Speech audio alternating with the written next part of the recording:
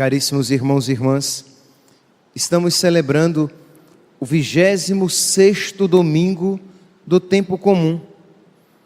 E no Evangelho de hoje, nosso Senhor nos faz uma das mais firmes, uma das mais sérias reprimendas. Nosso Senhor, em poucas passagens, Ele falou com tanta seriedade e com tanta gravidade como nesta. Versículo 42 do Evangelho de São Marcos. Se alguém escandalizar um dos pequeninos que creem, melhor seria que fosse jogado no mar com a pedra de moinho amarrada no pescoço. Meus irmãos, para que nós compreendamos esta palavra de nosso Senhor, isto é, Ele está dizendo que seria melhor alguém ter uma pedra amarrada no pescoço e ser jogado ao mar, isto é, que ele morresse, do que se ele causasse escândalo a algum pequenino, isto é, se ele fizesse alguém pecar. Então, para que nós compreendamos bem esta afirmação, primeiro, nós temos que compreender o que significa escândalo na Sagrada Escritura, porque para nós, na língua portuguesa, quando nós falamos de escândalo, nós falamos o quê? De algo extravagante, exagerado, espalhafatoso. Ele diz, fulana está com uma roupa escandalosa.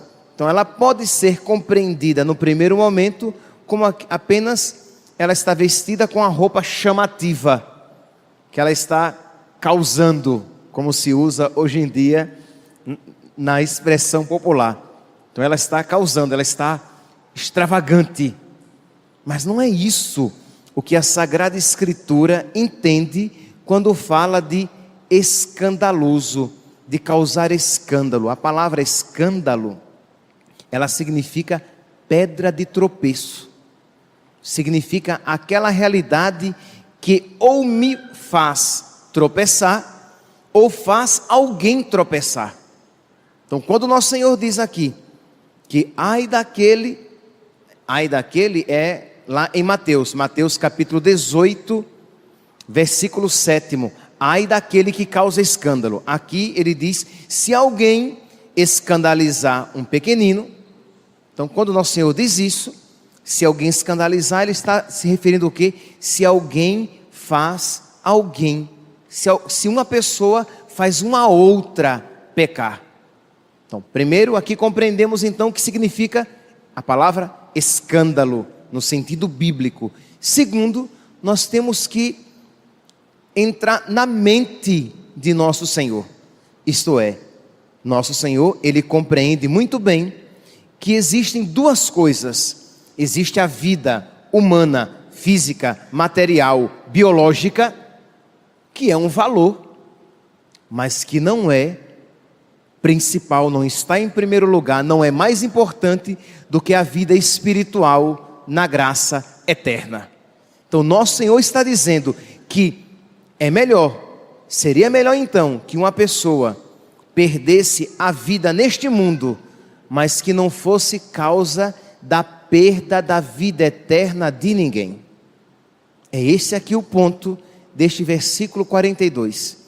A seriedade, meus santos, que nós podemos, com a nossa vida, com as palavras, atitudes, exemplos, com qualquer realidade que faça parte da nossa vida, nós podemos destruir a fé de alguém. Nós podemos afastar alguém de Deus. Ora, hoje é o dia, o quadro aqui de Santa Teresinha já está exposto, porque hoje é o dia da entrada dela no céu. Hoje é o dia da sua morte. Amanhã é o dia litúrgico, mas hoje é o dia da sua morte. Mas como o dia 30 de setembro já era dia de São Jerônimo, então a igreja colocou para o dia 1º de outubro. Mas o dia mais feliz da sua vida é hoje. Foi num 30 de setembro que ela partiu para estar com Cristo. Pois bem, Santa Teresinha, ela dizia que se toda a vida dela servisse para levar uma pessoa para o céu, já teria valido a pena. A gente consegue agora compreender melhor a gravidade desta palavra de nosso Senhor. Ora, Santa Teresinha dizendo que se durante toda a vida dela, de oração, de penitência, de sacrifício, de consagração total a Deus, se tudo aquilo ali tivesse alcançado pelo menos a salvação de uma pessoa, nossa, ela não teria vivido em vão. Ao mesmo tempo, então, nós podemos agora ouvir novamente: se alguém escandaliza, isto é, se uma pessoa faz alguém se afastar de Deus, perder a fé, cair no pecado, aí nós compreendemos o que nosso Senhor quer dizer. Melhor seria que ele perdesse a vida neste mundo. Então, nesta Santa Missa, como em todas as missas, como em todos os dias que eu tenho falado, todos os domingos aqui, peçamos a Deus a fé. Porque, meus santos, compreender que a saúde é um bem, a nossa inteligência compreende. Eu não preciso de fé para isso. Compreender que uma vida tranquila, saudável, saúde, conforto, longos anos de vida, que tudo isso seja um bem, eu não preciso de fé. Mas eu preciso de fé, eu preciso do dom de Deus, do dom que vem do alto, que vem em meu auxílio, que me faz compreender que nada disso tem significado se eu perder o principal, a vida eterna. Se eu me esquecer deste ponto, eu não vou compreender a gravidade desta palavra de nosso Senhor, que diz que melhor seria que alguém morresse a conduzir alguém ao pecado. Aí agora aqui, aplique isso em um namoro. Isto é, um rapaz e uma moça que namoram e que o rapaz diz diante de Deus: eu prefiro a morte a levar a minha namorada ao pecado. É exatamente isso que nosso Senhor está dizendo. Se alguém conduz uma outra pessoa ao pecado, era melhor que ela tivesse morrido antes de ter feito isso. Então, quando um casal de namorados compreende a profundidade desta palavra, a atitude no namoro é totalmente diferente, porque o rapaz diz: eu não quero ser pedra de tropeço para minha namorada, eu não quero ser escândalo para ela. Compreende aqui o escândalo, a pedra de tropeço, o afastamento de Deus, a queda no pecado? Quando um rapaz ou uma moça vão comprar uma roupa, e a moça diz: eu prefiro as roupas mais sem graça do mundo, e não precisa chegar a este ponto, mas se tivesse isto em mente, quão agradável seria. Eu prefiro as roupas mais sem graça do mundo a comprar uma roupa só para atrair os olhares dos rapazes e levá-los ao pecado. É uma outra mentalidade. Porque qual é a mentalidade mundana, tanto da mulher como do homem? Comprar uma roupa para atrair os olhares, comprar uma roupa para ser sexy, para ser sensual, para escandalizar, isto é, para ser pedra de tropeço para os outros, porque não está nem aí com o bem espiritual alheio, nem com o seu próprio bem espiritual. Então, uma pessoa que diz: não, eu quero, antes de eu comprar qualquer roupa, eu me pergunto: esta roupa será causa de pecado para alguém? Esse meu namoro será causa de pecado para alguém? Estas minhas companhias são uma causa de pecado? Ou eu estou sendo causa de pecado para alguém, ou eles estão sendo causa de pecado para mim? Aí aqui nós damos o segundo passo, quando nosso Senhor, no versículo 42, o outro é o interlocutor, isto é, se é para ser causa de escândalo, pedra de tropeço para alguém, era melhor que eu amarrasse uma pedra de moinho na minha cabeça, no meu pescoço, e fosse lançada ao mar. Agora o interlocutor sou eu. Isto é, agora a palavra se dirige a mim. Agora, se algo na minha vida é pedra de tropeço, era melhor que eu cortasse aquela realidade da minha vida, por mais dolorosa que aquilo fosse, do que continuar exposto ao pecado. Se a tua mão te leva ao pecado, corta-a, porque é melhor entrar no céu, alcançar a vida sem uma das mãos, do que com as duas ir para o inferno. Se o teu pé te leva ao pecado, corta-o. Mas padre, vocês entendem aqui muito bem que o cortar a mão, cortar o pé, arrancar o olho é uma metáfora. Nosso Senhor está se utilizando de uma imagem. Ele está dizendo o quê? Que às vezes, para não perder a vida eterna, eu preciso de uma maneira radical retirar algo da minha vida. E é melhor perder algo neste mundo, mas não perder o céu, do que para não perder algo neste mundo, para não sofrer algo neste mundo, eu perder a vida eterna. Então é isso que significa cortar a mão, cortar o pé, arrancar o olho. Então, se aquele casal de namorado, depois de tantas tentativas de viver a castidade, de ter um namoro em que Deus esteja presente, se depois de tantas tentativas eles não conseguem viver a castidade, é melhor que eles rompam aquele namoro, que eles se percam um ao outro, mas que eles não percam Deus na sua vida. Se não tem jeito, quando você sai com aquela galerinha, quando você sai com aquela turma, vocês sempre acabam se excedendo. Não tem jeito, padre. É até uma galerinha legal, mas quando eu me encontro com eles, a gente acaba se excedendo na bebida, nas drogas, no sexo, seja lá o que for. Pois, meu santo, você tem que ser capaz de cortar a sua mão, isto é, perder aqueles amigos, mas não perder a vida eterna, do que para não perder aqueles amigos, você acabar perdendo a vida eterna. É isso que nosso Senhor está dizendo. Está dizendo hoje, desta maneira, aquilo que Ele já disse de tantas outras maneiras. O que vale ao homem ganhar o mundo inteiro e perder a vida eterna. O que vale ao homem ganhar o mundo inteiro e perder a vida eterna.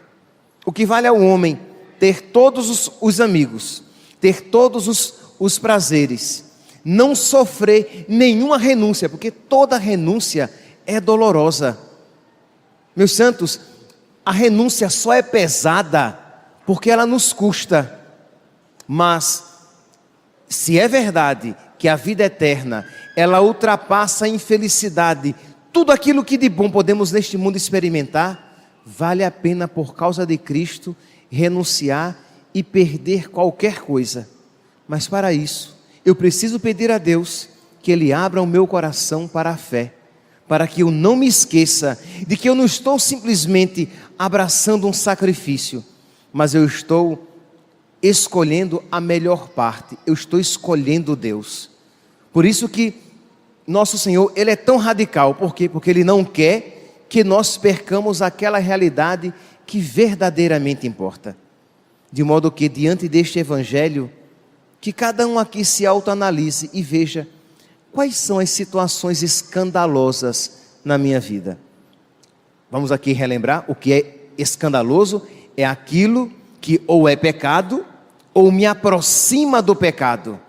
É aquela situação que ou ela é pecaminosa ou ela tende a fechar o meu coração para a graça.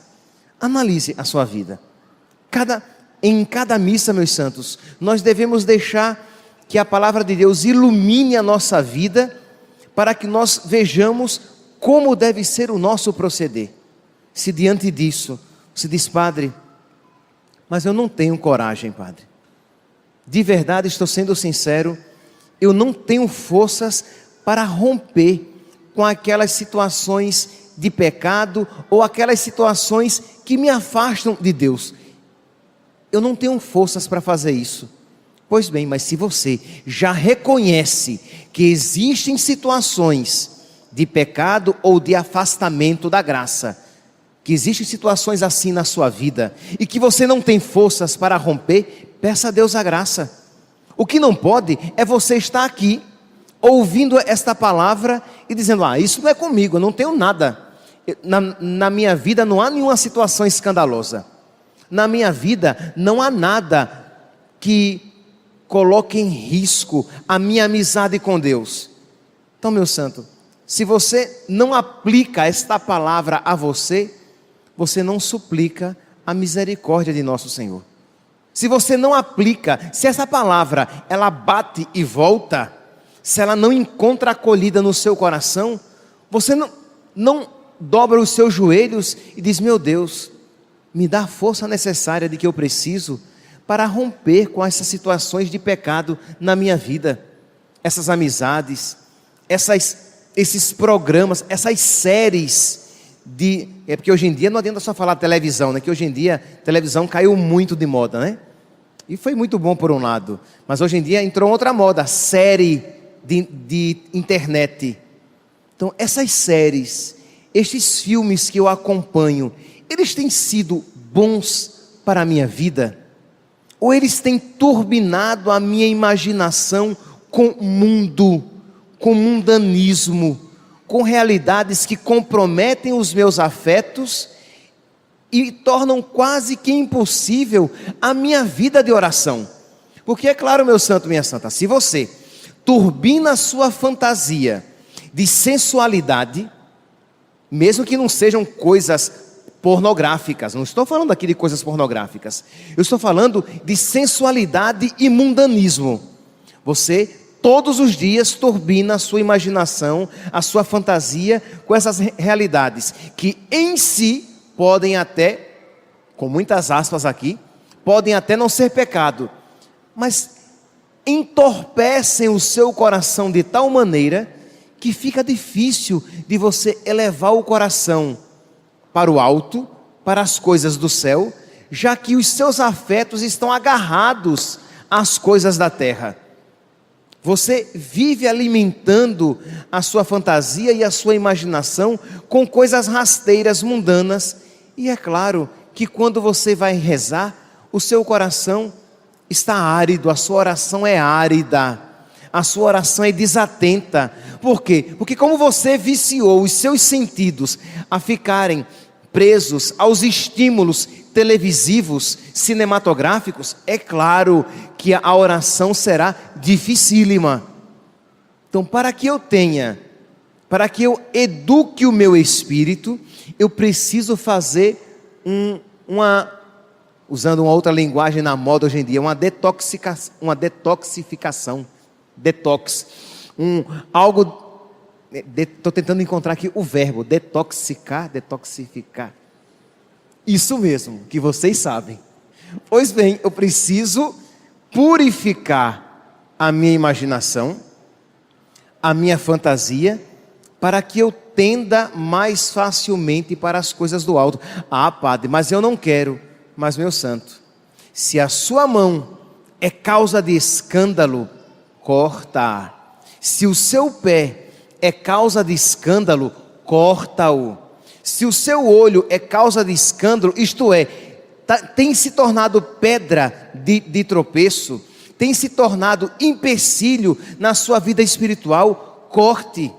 São Paulo, até peguei aqui algumas passagens, São Paulo no tempo dele, vocês podem pegar na primeira carta aos Coríntios, no capítulo 8, no versículo 9 e diante, tinha uma questão de se podia ou não podia comer as carnes imoladas aos ídolos, que na época de São Paulo as carnes eram vendidas nos açougues, como hoje em dia, né?